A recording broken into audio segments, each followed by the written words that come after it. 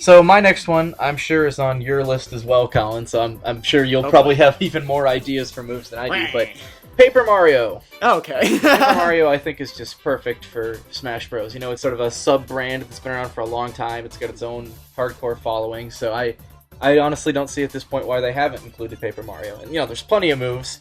There's plenty of ways you can differentiate him from just regular Mario. But, yeah, obviously I think just regular B move would be your hammer. Mm-hmm. You know, I think it's odd that, you know, it just seems so obvious to, you know, just have Mario jump around, Paper Mario jump around with a hammer, and then you got all those paper moves. Right. I'm trying to think of specific ones that would work best. Well, so here's I actually thought a lot about Paper Mario's moveset. I knew you'd help me out here. Yeah, no, he was on my list. This was actually the other in-depth character that I had. He has a lot of abilities that Mario either doesn't have or just doesn't simply use in Smash. For example, the B down could be Paper Mario's ground pound.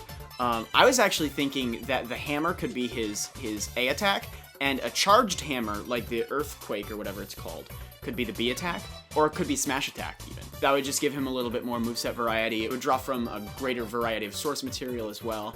For a down B, I think having just like a ground pound would be great. Almost like a move that you can just smash people off edges with, like Kirby's down B essentially, but without the added defense bonus. I imagined more like Yoshi's, a little bit lighter, a little bit less vulnerable afterwards. But either way, I know a lot of people suggest having Paper Mario's partners to attack, but I don't really like the idea of having a character in the game who relies on a bunch of other characters appearing out of nowhere. I would be fine if he had maybe an attack where he like jumps on a Koopa shell that's colored like Koops or something like that. But I wouldn't like a moveset that's based all around using stickers and pixels and partners and stuff. I think maybe, possibly for a final Smash, it could be cool to have just, like, all the partners from the first game each, like, swoop in and do their thing really quick, so it's just kind of chaos all over the screen. What I was thinking for a final Smash, actually, would be Sweet Treat. Everyone freezes. Paper Mario goes in, does his thing, throws stars or whatever at these falling targets that basically represent each character that you're battling against.